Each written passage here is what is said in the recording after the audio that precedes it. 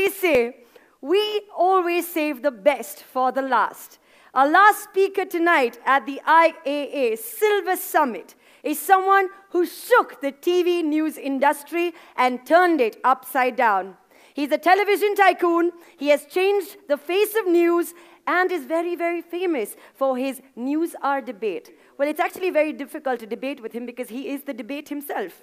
And now, the last speaker of this evening is the man who has disrupted the way Indian news has ever been heard or seen, the one and only Arnab Goswami.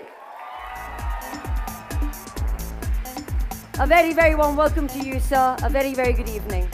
The stage is yours.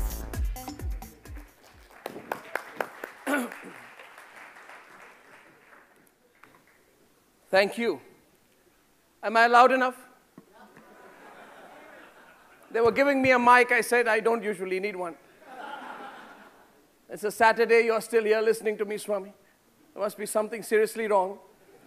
By Saturday, even my family doesn't want to hear any more of me. As a nation wants to know, nobody wants to know, certainly not from you, they say. But thank you for that wonderful, warm reception. Now, first a caveat, okay? Give me the time limit. As you know, I have a propensity to continue speaking without conjunctive or hyphens for approximately 2 hours and tell me there are advertisers in this room. My advertisers know because they call up saying, can our ad play in between if this guy takes a break? So,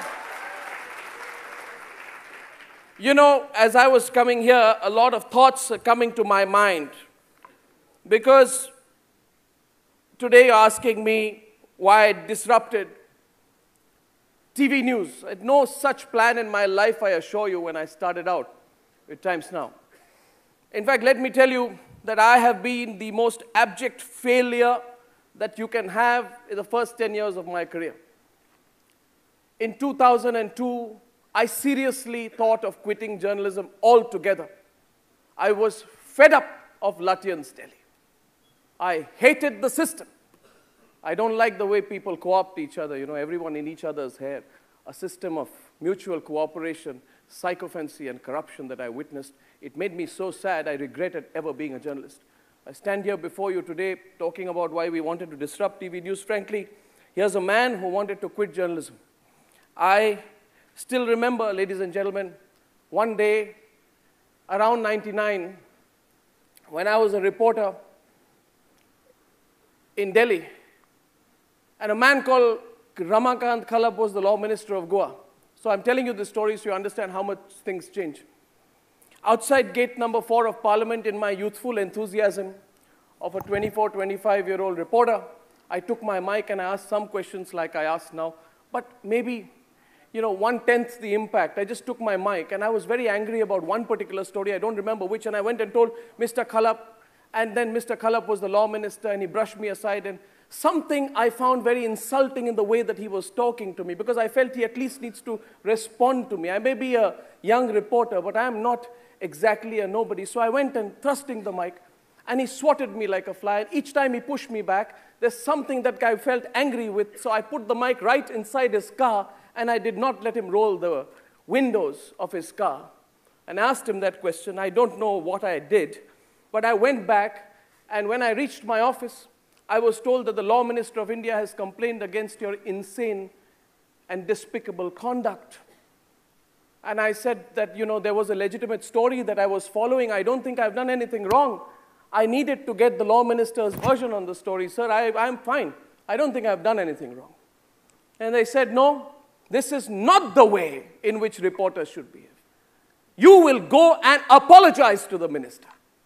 And I want to tell you today, I went and apologized to the minister. I didn't go down on bended knee, but in those days, when there was no independence in this profession, when you're a young man, you have a rent to pay, you went, and I felt so frustrated that day, because we don't join this profession to apologize to ministers, but that's exactly what I did. And this is one of the many instances which made me seriously consider quitting this profession. You're asking me how I disrupted TV news, my friend Partho sitting here. We launched Times Now. And we know what a gigantic failure it was in the first few months. Today, everybody looks at a big brand, but we were the biggest failure in news. There was one minister, we had proof that this particular minister had taken commissions for defense deals and was writing for companies in private capacity to push for big defense companies. And when my reporter went to ask that minister the question, saying, ma'am, I have proof that you have been fronting for defense companies, but you weren't even in the defense ministry. What on earth does this minister, who has something to do with something completely a non-economic ministry, what are you doing fronting for some big defense companies? You know, the minister held the mic and said, push it aside. Said, you guys, who are you? You're Times Now? Nobody watches you. You're not Times Now. You should call yourself Times When. It's not funny. When you sit there, right, and you are an editor trying to launch a new kind of journalism, and you are not resented, you are not mocked, you are seriously hated. You're seriously hated. That this whole system hates you. And when you start like that, they want to crush you like a fly before you can take wings. So please understand, this disruption that we speak about today is born out of the human necessity to change things. And I'm telling you, I will change things. And I have seen enough. I have seen enough hypocrites, enough corrupt people, enough sycophants, enough middlemen in my own profession. I have seen enough to believe that the kind of media that you were given, and I know there are students in this audience, aren't there? Are you there? The students are. I'm telling you today, the media that you were given before this form of journalism came up was the wrong media. That media was a lie. That media does not deserve to exist. If anything deserves to be crushed in our country, it is that co-opted media, not the media that we do today. This is the media. This is the media for the new India. This is the media to disrupt. This media is not meant to disrupt only media. This media is meant to disrupt our society. This media is meant to disrupt our country. This media is meant to disrupt the way that the younger generation will lead their lives 20 years from now. And I want to tell you what I've done to disrupt the media. And by the way, Swami, tell me when to stop.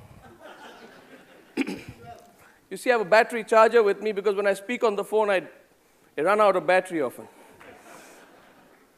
You see, I want to give you 5 points on why disruption was needed. Journalism was not confrontational. Point number 1. It was submissive journalism. It was content with the status quo. Secondly, journalism was content with this whole idea of being neutral. This neutrality is a sham. Thirdly, journalism was only meant to be like the gazetteer of India, meant to give you information, not to create impact. Fourthly, journalism was significantly detached from people's issues. The day-to-day challenges that people face, the kind of stories we do when we talk about VVIP racism. Journalism missed the strong element of idealistic activism and dissent that today drives the profession with what we do. I disrupted the media in 7 ways. The first way is very simple, actually. Ask the toughest question to the most important person. That's it. When you are face-to-face with the most important person, ask yourself, which is that one question, if I ask this guy, that he may possibly never give me an interview again? But it's a pretty simple thing, actually. You know, when we go, I asked Rahul Gandhi also, by the way. I remember when I met Rahul Gandhi before the interview, we sat in a room. All these recording devices around me are making me nervous. But we sat in a room, I said, Rahul, there must be no red lines. And he said, yes, no red lines. I said, we talk about anything. He said, anything. That's how that interview happened. So we sit, whether it's Rahul Gandhi or Narendra Modi or Srinivasan or anyone, you basically ask yourself, which is the one question which that person really does not want to be asked? And do I have the courage to ask that question in as clear and simple a way as possible? Let me give you an example. Lalit Gate. If you followed Lalit Gate, what happened on the 14th of June 2015 that at 5 minutes past 9 we broke a story called Lalit Gate. Within 15 minutes of that, Sushma Swaraj had admitted that she had helped Lalit Modi. And for the next 20 days, we debated again and again and again about the story. We discussed Sushma Swaraj, then we discussed Vasundhara Raje Scindia, then we discussed the Vyapam scam, relentlessly for 20 days in power. We asked the toughest question to the persons who matter. When Sushma Swaraj was at a public event, we continued to follow her. We told 2 of our reporters to put 2 mics on both sides to ensure that she gives us an answer. Now, we don't really need to do this, but we believe that when Sushma Swaraj refuses to give you an answer, the body language itself tells you a different story. The similar experience I had with a person called Manmohan Singh. In 2011, Manmohan Singh did something he never does. He called for a press conference. Now, that's a headline in itself. No, because, no, seriously, I had never heard him speak. He speaks like a ventriloquist, you know. You can't make out what he's saying. But in any case, the most important thing was that he was never speaking anyway. The Prime Minister of India decides to speak. And so I was very excited. It was my first time. I was going to the Prime Minister's office. I don't like to go to all the Lutyens Delhi places, but I went because someone told me this is going to be a televised press conference. So I went for the press conference. And there were 14 editors around a big table. The Prime Minister came, a lot of pageantry, and each one of us was allowed to ask a question. And for some reason, I became editor number 13.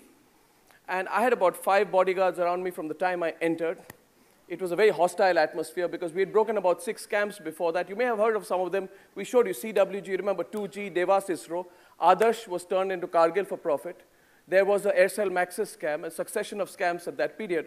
So when we went in, there were 13 editors, and all of them had this strange conversation with Manmohan Singh. Somebody said, Mr. Manmohan Singh, you know, this is how you should run the economy. This is what you should do about inflation. The Prime Minister nodded. It was a nice, convivial conversation. Not one of those people asked about the scam. This whole country outside on television was talking only and only about scams, but not one person was asking the Prime Minister of India about a scam. And I was tearing my hair apart thinking, where have I landed? Is this India? The editor number 11 even asked the Prime Minister, Pradhan Mantriji, what is your message for Sachin Tendulkar? Because Sachin Tendulkar had scored a century or something the day before. And I was completely zapped. I said, is this the media that I'm a part of? It embarrasses me. It truly embarrasses me. And that is the time when I asked that question, a clip of which was paid off here. And when I asked that question, a person who's the Prime Minister's media advisor behaved like his personal bouncer and tried to stop me from asking the questions and said, this is not an inquisition of the Prime Minister. You can't talk to the Prime Minister of India like that. Who says I can't talk to the Prime Minister of India like that? Where are those rules written? Why should I be submissive? Why should I be nice? Why should I ask the Prime Minister about the weather, give him advice on the economy, ask him questions about Sachin Tendulkar? Where is it written? Why can't I talk to the Prime Minister like he's just another citizen of India? You see, that is one basic question. So when I get an opportunity to do an interview nowadays, I ask myself, the fundamental first rule of disruption is very simple. Look at that person and ask himself, what is the question he doesn't want to be asked? Now, whether it is Amitabh Bachchan doesn't want to be asked about Salman Khan, or whether it is Rahul Gandhi, well, number of questions with Rahul Gandhi. There's always that one thing. And the second thing is that, you know, this rubbish that has been floated about neutrality. What is neutrality? Am I going to present a Wikipedia on television? I don't believe in it. I went to a Wikipedia conference and I said that. Who defines this neutrality? You see, this is a dated 17th century belief that journalism is not journalism. It is meant to be the role of what in the Mughal era was a town crier. You know, the king has said this, please come here. I'm not a town crier, and I never will be. The second point is basically behind this talk about neutrality. If you want to be seriously neutral, I believe you, I would respect you.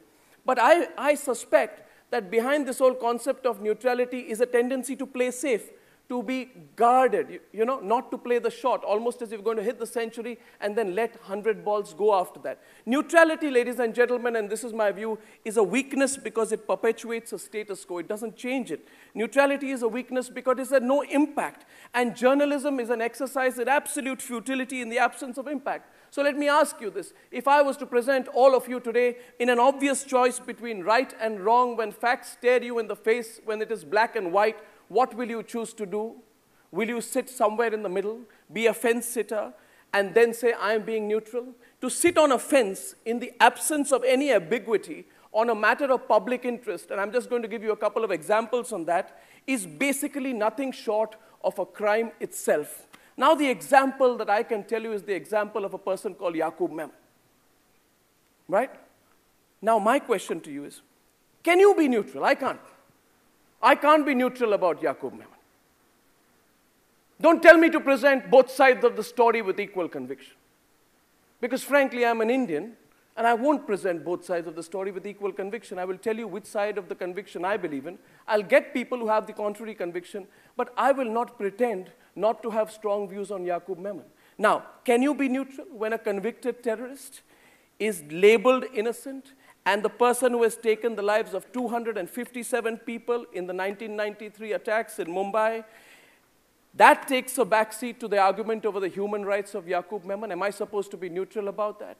Can you be neutral when a man who's labeled an architect of the worst terror attack that this country has ever seen is projected like a victim of persecution by our bad Indian system? And can you be neutral when vote bank politics, and let's talk Turkey today, let's talk straight, when vote bank politics takes precedence over the law of the land, and every platform in our statute books is used and made available, and an aspersion is made to vitiate the atmosphere so that some politicians can get votes, and we know exactly what was happening in the case of Yaqub Memon? I can't, and can I tell you why I can't be neutral in the case of Yaqub Memon? Because I remember the story of two boys, one named Kareem in Worli, who went to get a cake on her mother's birthday, but the blast killed them both in the case of Yaqub Memon. I would think about that boy who went to get a cake and died in those blasts. I would think today, I'm not going to be a fake, a hypocrite.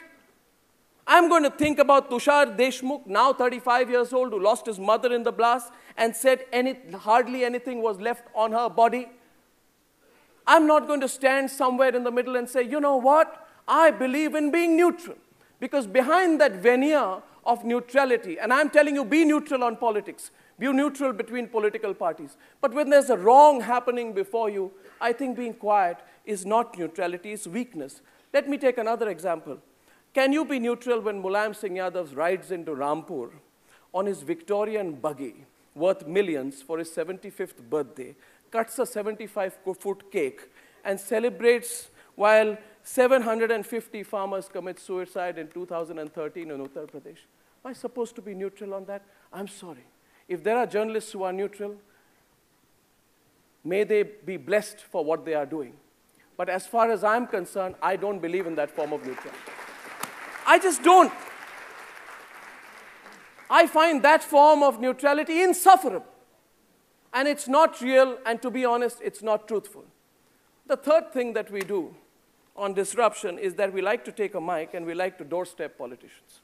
Now, that act is actually a very democratic act. You just take a mic and you run as far as you can in a very athletic fashion behind the politician. Now, I'll tell you a joke. This started way back in 1995, and at that point of time, many of us who were in our, 20, 21 years old became reporters. And we used to enjoy running behind politicians. We were very unaware. One reporter once ran behind a person who came out of gate number 1 in Parliament. And, sir, what do you think about what happened in Parliament today? And the person gave a long answer and then started shuffling and moving towards his car. And then the reporter says, oh, by the way, sir, what's your full name? The person said, I'm Indrajit Gupta, and I'm the Home Minister of India. Now, that was where we started. But things have changed. Nowadays, we do nice things. Like one of the best examples of doorstepping was when a person called A. Raja was doorstepped on the 10th of November 2010 over the 2G scam. It's compulsive viewing for anyone who wants to understand what disruption is. Please see that fantastic, about 75-second sequence of Raja getting out of his car and going into the airport. But then go back, slow-mo it, look at it again. Then go back, slow-mo it, and zoom, and look at Raja's face. That will tell you what disruption is. Raja doesn't like that. Because let me tell you, on the day Prema Sridevi of Times Now stopped Raja, she was the only reporter who was stopping Raja like that. That time, in November of 2010, everybody in the system was telling us, you're messing around with the wrong kind of people. And they said to us, they're going to get after you. Stop your reporters from doing this. Don't pursue the story so hard. But how do you tell a 25-year-old reporter in whose eyes you see your own story 10 years back? How do you tell that reporter? Restrain yourself. Don't ask the question. Don't upset the politician. Play safe. Should I tell them to play safe, ladies and gentlemen? My question is to you. No.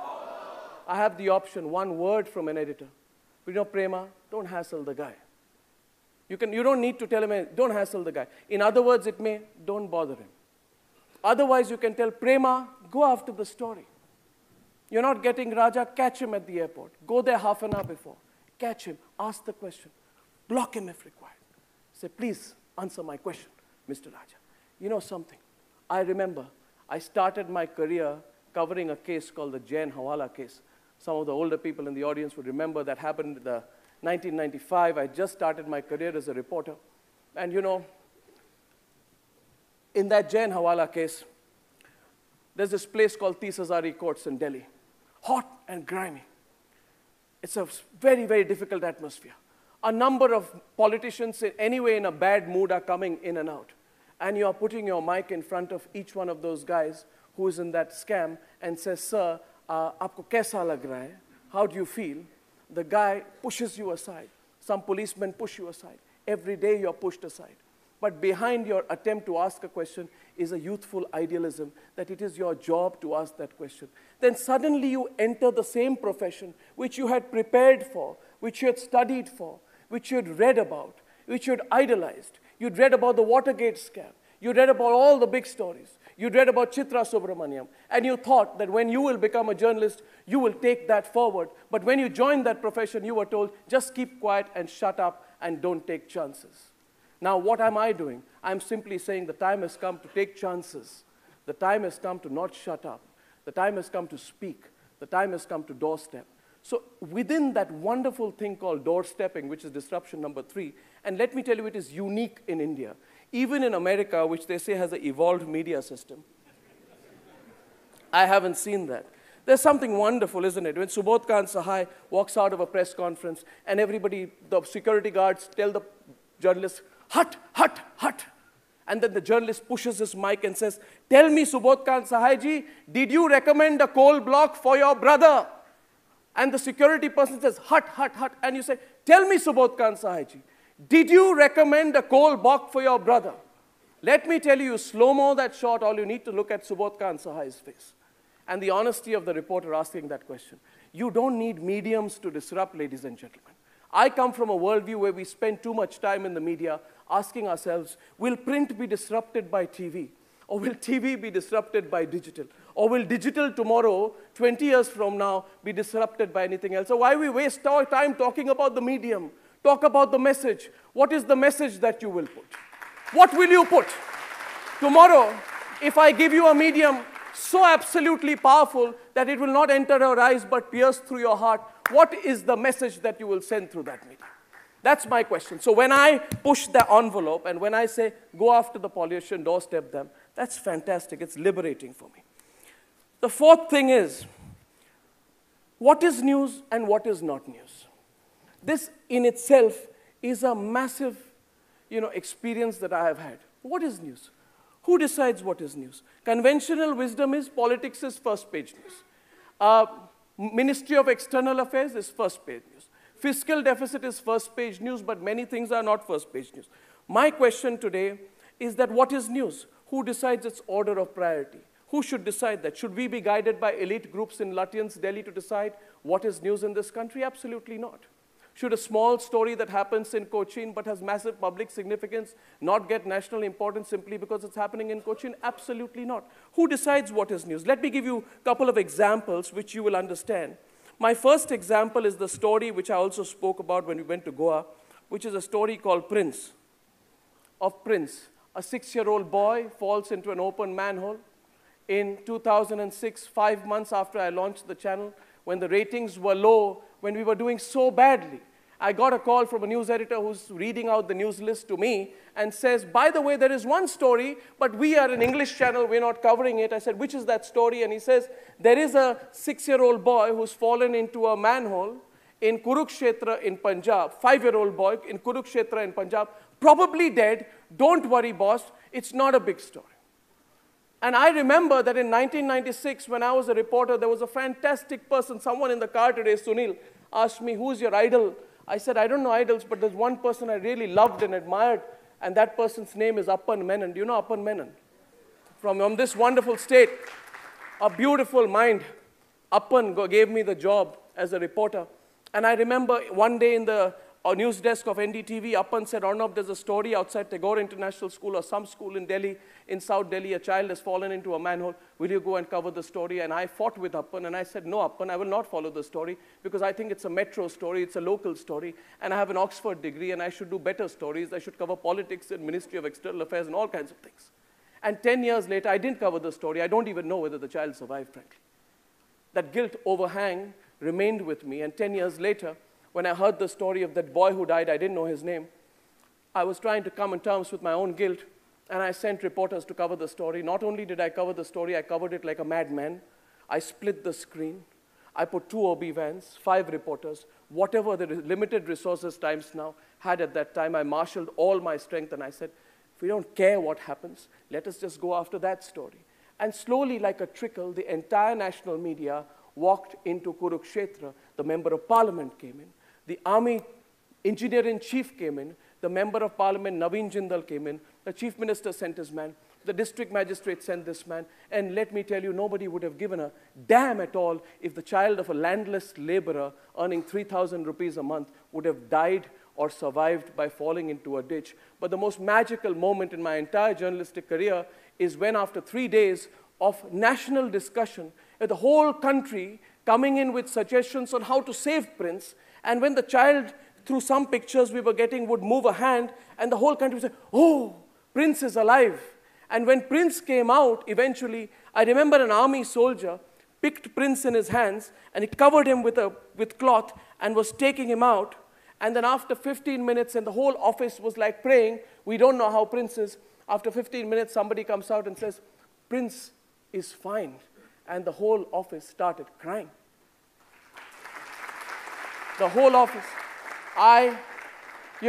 Life teaches you journalism. What journalism will you teach in a journalism school? But you realize that day, when Prince came alive, the whole newsroom of Times Now was crying. You know why? Because for 4 days before that, Lutyens' Delhi media was castigating us for covering the story of that boy. And Lutyens' Delhi media, till today, when they say what is bad journalism, say what is sensationalism, they say the story of Prince. Remember, Prince is sensationalism. I'm asking you today, a 6-year-old boy on his birthday comes out alive after a heroic struggle because the media catapulted his case to the national limelight. Is that sensationalism? Is that bad journalism? Tell me, gentlemen. Tell me, is it bad? If it is bad, I already pleaded in Goa that I am guilty of the worst form of journalism. I think it is the most impactful journalism. It teaches you that journalism has no established order. There is no established story. There is nothing which is right and wrong. Whatever impacts, whatever touches my heart, whatever makes a difference to the maximum number of people, that is journalism. That is the beauty of journalism. Disrupting journalism only means open up your minds to what can be news, and open up your minds to whatever can be important or not important. That's point number 4. Point number 5 is the ability to be a pinprick in society for a sustained period of time. Now, some of you are laughing at that. I don't only mean politicians who come on my show, but pinprick in society for a sustained period of time simply means that you've got to pick up a story and run after it again and again and again. For example, the case of VVIP racism. The case of VVIP racism can be established with one simple example. Since February this year till now, we've run a huge campaign called a campaign against VVIP racism. What is this campaign? The center point of the campaign is that there are very self-important people in India who consider themselves VVIPs, who want special privileges, want to walk out of line, behave in a different way, etc., etc. I once traveled recently when we were in the middle of this campaign from Goa on an international flight, and there was a politician from Maharashtra, very important, who was flying with me. And when you get off at the international airport in Bombay, you have to get into a line, even if you are flying domestic to immigration. This person was standing right in front of me on the line. It was quite a miracle that he was standing in the line. But what was beautiful was that the other side of the line at the counter, there were 6 or 7 of his chamchas saying, "Sir, please come. Why are you standing in the line?" And that person And I wanted to do this. Fantastic. I said, wow. I wanted to exult. And I laughed my way off on the way back. I felt so. Would you feel happy? And then, you're burning inside. I have been thrown aside so many times. My father, so many times, I stand with my father at Guwahati airport, and some self-important politician, hut, and I want to tell him, who the hell are you? My 75-year-old father has been in the army. How dare you treat him like that? But these politicians, they don't give a damn. Have you experienced that ever? I've experienced it so many times. So many times. So when I'm doing this, that guy is aware that this pinprick in society exists. Now, this pinprick in society is very important because things are not laughing matter. Let me tell you one story which moved me a lot. You all know there are potholes on roads. Now, it's a very small story. Channels doing potholes on road stories will be considered to be mad 7 years back. But in August, there was this pothole. There is a child called Likith Gowda and his mother called Sunita. It's a Sunday morning, and Likith Gowda and his mother Sunita are going for lunch to a relative's place. Okay? She's driving a scooter. There is a pothole on the road, so big that she loses control over her scooter. The child is sitting behind her. Likith is thrown off into the road. A bus comes fast from behind, fails to apply brakes, crushes the boy on the spot. Not the first, the third incident at that same spot. Now, my point is, the story of Likith Gowda cannot be put somewhere as the sixth story, which is carried for 30 seconds for denominational symbolic value. You see, you got to take that story down to the chief minister, who said in that video, did you see? People have to bear it, he said. Did you see his words in the video? So why do you stop ambulances, sir? Why did one policeman who actually took those barricades and moved them aside because the ambulance was passing, why was he beaten up by another policeman? Oh, people have to bear it. Did Likith Gowda have to bear it to a point where he was crushed under a bus? And so the problem is that if I do the story one day, and I don't do the story another day, and I don't build a bigger theme of it, trust me, our society is completely status quoist.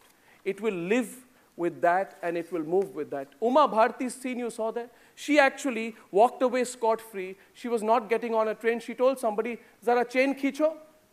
So they pulled the chain. The whole train stopped. This happened on the Gondwana Express, Jabalpur to New Delhi. In any other country do you hear that because a minister was reaching late, somebody pulled a chain and at the station in the middle of the night, the train was kept waiting so that Uma Bharti arrives on time. You saw the story of Kiran Rijiju recently and the story of Devendra Fadnavis who threw people out of aircrafts. Now, these are fundamental stories. My view is you've got to be like a pinprick in society constantly, and you've got to believe that overall you're making a bigger change. I believe of all the stories, bigger than Lalit Gate, bigger than CWG scam, is the campaign against VVIP racism. Disruption number 6 is simply the case of persistence and tenacity. The ability to stay there again and again and again and not lose faith in yourself. 2010 was a very, very difficult year for me because we broke a story called the Commonwealth Games scam. In some places before I have shared the story of how the CWG scam was exposed because we got a piece of paper which had a 200,000 pound scam called the Commonwealth Games scam. It was a small auditing error when Suresh Kalmadi and company went to organize the opening ceremony of the Commonwealth Games in London. We put out that story and we called it the CWG scam, but it was actually a few lakhs. But we hyped the name of the story and we called it CWG scam.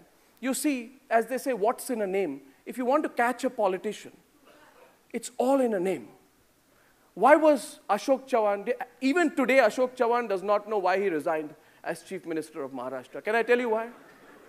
One day he called me at 8:35 p.m. and he said to me, "Mr. Goswami, ye story band kijiye." That's the way they used to talk 5 years back. So I said, "Ye story band nahi ho sakti." And I told him it's like a teer. Jo ek bar, once you shoot the teer out of your bow, which is you shoot the arrow, it's not going to come back. I told him that, "Sir, I can give you a nicer option. There is an OB van outside your house. I pull the cord. You can go live at 9 o'clock and give your side of the story." For some reason, he never took up that option. But the fact of the matter is, Ashok Chavan resigned because we changed the name of the story. The story was called the environmental clearances over a building. We called the story Kargil for profit. Because at the root of the story was the fact that somebody was using the name of Kargil to build multi-crore flats for themselves. The point is, as direct as you can. Go to the nub of the story. Don't be subtle. End up where the end of the chase will get you. Be direct with the politician or with anyone in power, they'll get the message. Try to be squeamish, try to be indirect, nobody's even going to look at you. Trust me. The tenacity simply comes from the fact, now let me tell you about the CWG scam. We put out the story called the CWG scam, and Suresh Kalmadi held a press conference the next day. We were sitting in our office in Mumbai, and we saw Suresh Kalmadi on a screen getting increasingly volatile and angry as he spoke.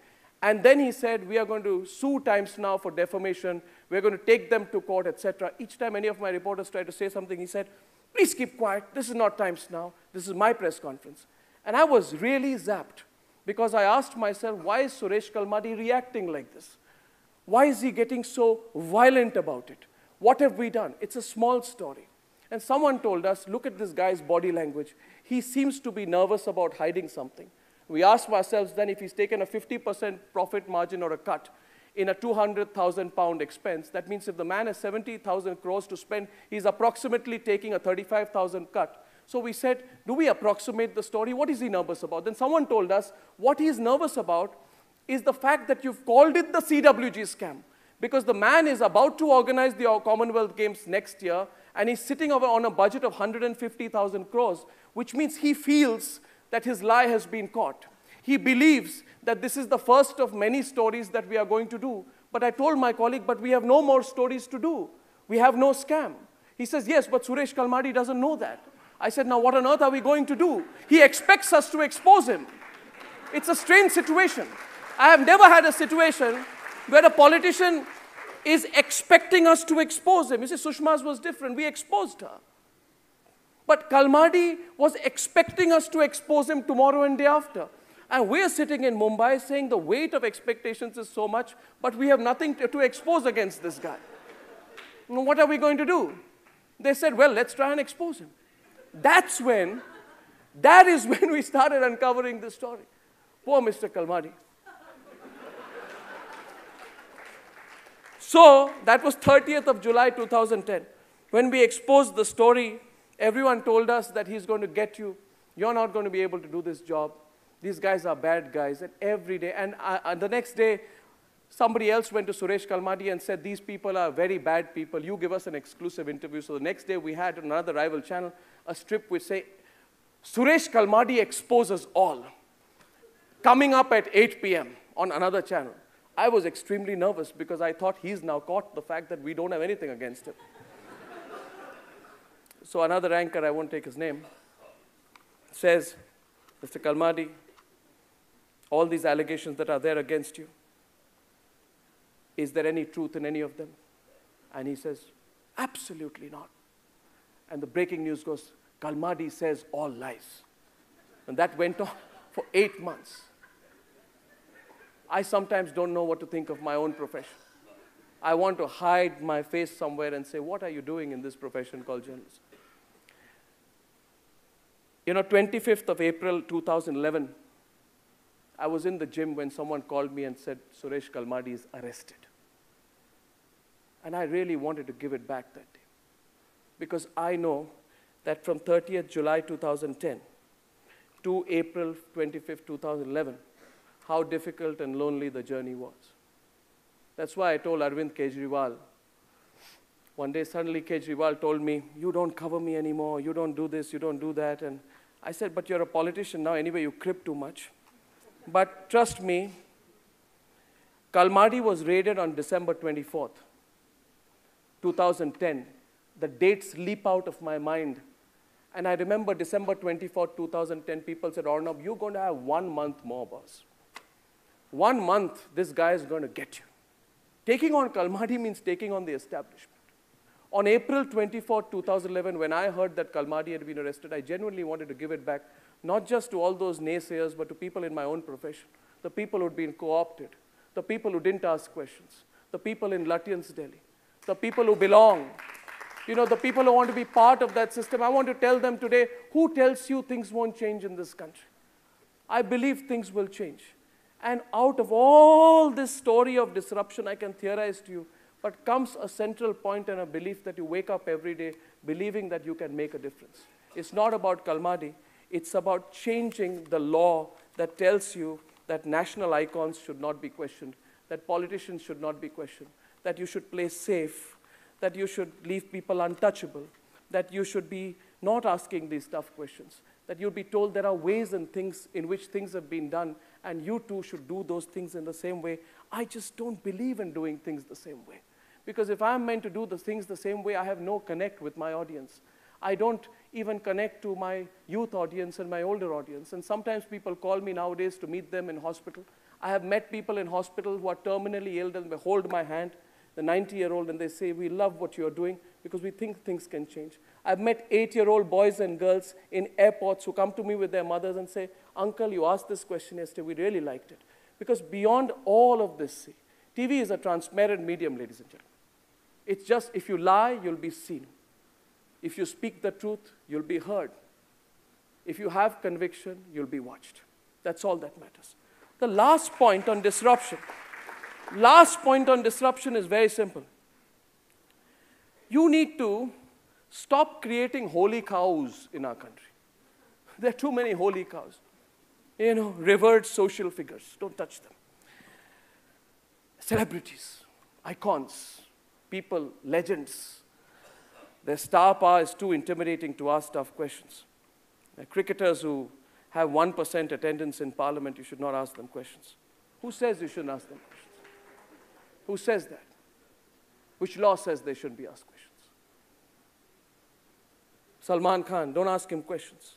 The film fraternity in India will operate like a clique at a time when sympathy should have gone to the victims of Salman Khan, to Nurullah Mehboob Sharif, who died, Kaleem Mohammad Pathan, Munna Malai Khan, Abdullah Rauf Sheikh, and Muslim Sheikh. It seemed like our great Bollywood film industry was totally united in support for Salman Khan. We saw the film fraternity come together again and again to defend Sanjay Dutt after he was caught in possession of an illegal arms case in the 1993 blast. We've turned this whole game into a big, gigantic circus where the celebrities get away with whatever they want. Now, my question is, why should they get away with whatever they want? Is there anything wrong with that? I hear a silence in the audience.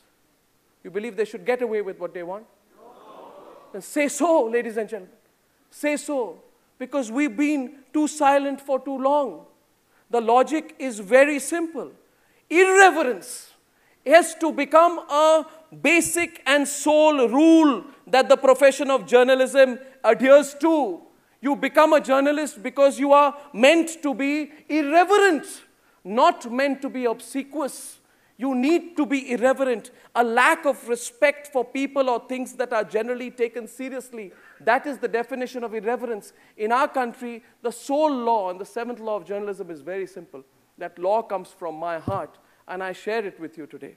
Is simply the law of irreverence. Be as irreverent as possible, because you will never realize what is right and what is wrong without it. As Martin Luther King had said, and I am a great believer in that great man, change does not roll in on the wheels of inevitability. Change comes through continuous struggle. So we must straighten our backs and work for our freedom. A man cannot ride you unless your back is bent. Politicians, people in power, the status quo has ridden us, ladies and gentlemen. And it has ridden the media because the back of the media has been bent. It is rightly said that we told you to bend, you chose to crawl. What we are simply saying is we are gaining our supine strength once again. And I seek your support in my attempts to do that. You can hate me, you can criticize me, you can throw stones at the television. Actually, stones aren't a good idea, something else. But please watch and believe what we do, because I have some questions for you today. But before I ask those questions, I want to share a small story that made a great impact in my life. You see, I made so many mistakes and I was desperate for ratings when this whole business started. Especially when I was losing, I genuinely felt I need to do something drastic to get attention. At that time, this same person called Sanjay Dutt, and his story links up to my own experience once. Sanjay Dutt was going once again from Arthur Road jail to some other jail in Pune, and back. I mean, he likes going between these places very often. When he's not on parole, that is. 75% of the time, the man is on parole. It's amazing. So Sanjay Dutt was going there, and we had put all our cameras behind Sanjay Dutt, and we were covering him. Short of drones, we did everything. We got some cameras on bikes and cameras on cars, and the camera person called us shot. Boss, what a shot I've got. I've got a side profile of Sanjay Dutt. Somebody says, I've got a shot, exclusive shot of him waving. I've got a shot of him behind the car. And somebody said, I've got an exclusive soundbite of Sanjay Dutt. What did Sanjay Dutt tell you? He said, Sanjay Dutt told us that I have full faith in the law. I said, wonderful, wonderful. We needed Sanjay Dutt to tell us that. So this whole story is going on, and Sanjay Dutt is driving the country wild, and us wild as well. I get a phone call in my room. And this phone call comes from a man who says, that Arnab? I said, yes. I'm calling from Bangalore. I followed your career. I have watched you. But I wanted to tell you from today, I will never watch you again. And I will make sure that anyone I know will not watch you again. And I was very zapped. And I said, sir, but who are you? This person says to me that my name is so-and-so. And the reason I'm never going to watch you again is because a friend of mine died. And my friend's name was Colonel Vasant Venugopal. He was 42 years old. He was from the Maratha Light Infantry. And he died. He died fighting terrorists in Kupwara in hand-to-hand combat. He was going to take premature retirement 2 weeks from then. And he died, and he said, you know, you guys are all covering Sanjay Dutt. But you haven't spent 1 second even mentioning Colonel Vasant Venugopal, who's the senior-most veteran colonel officer, leading from the front. His cremation has taken place in Bangalore. You didn't even send a camera. Probably you don't even know. So I said that, sir, I'm very, very shocked at what you've told me. I'm sorry. And I went back and I said, I'll cover. I got the pictures from Doordarshan. We carried the story on our channel. And that night, I had decided to call this person on my program because I also wanted to get rid of my own guilty conscience. The person came. The show was beginning. At 9:02, I asked my producer, do we have our first guest ready? Because we decided not to lead with Sanjay Dutt that day, but the story of Colonel Vasant Venugopal. And my producer says that she's ready. I said, how is she? Because his friend called me, and it was a gentleman. He said, no, his wife has decided to come on the program. And his wife came. Her name is Subhashini Vasant, amazing lady. And I didn't know what to ask her. What do you ask someone who's cremated her husband 5 years back? What do you ask them? You ask yourself why she came. You ask yourself what she's got to say. You ask yourself how stupid you are. You ask yourself that sitting in your studio in Lower Parel in Mumbai, which galaxy or Milky Way do you belong to that you don't know what's happening in your own country? And more than that, you ask yourself, how am I going to make amends for the rest of my career? And you ask yourself how selfish you have become. And I had become incredibly selfish, like many other television professionals. She spoke for 7 minutes or 10 minutes. Next day, the army chief called me and said, can I get her number? She created waves that day. And more than anything else, she silenced me completely. It is that experience which made me realize that there is something more, there is something wrong that I must be doing in my career and some reason why this experience has come to my life. So ladies and gentlemen, I'm just asking you this today. I have shared some examples from my own life and my own career. I believe that from the mistakes that we make and the experience that we have, we go on to do new things.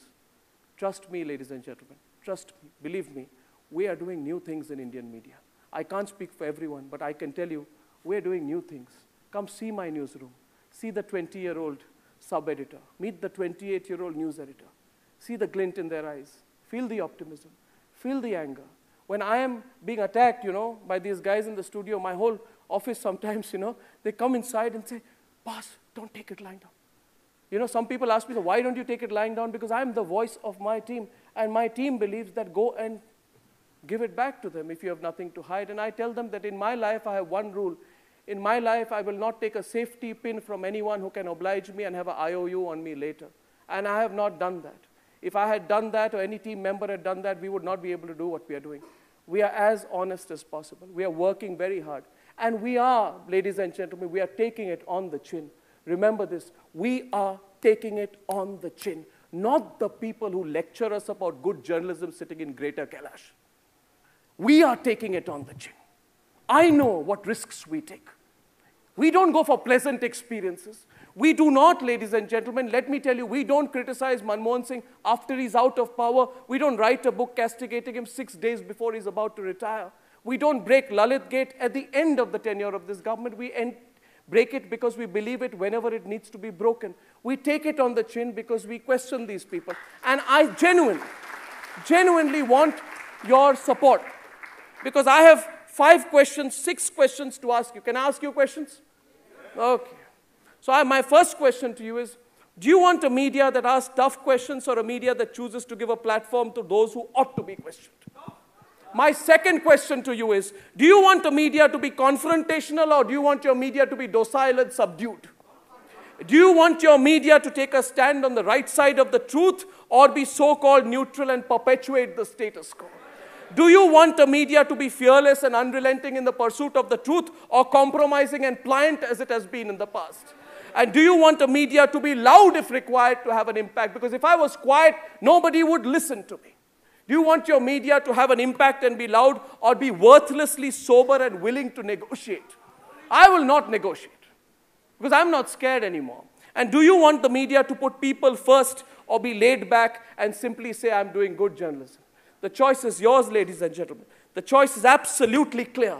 The choice is between wanting change or preferring stagnation. It is a choice between seeking an impact, ladies and gentlemen, or preferring that choice to go. That choice is yours to make. The media you get is the media you want. Thank you very much.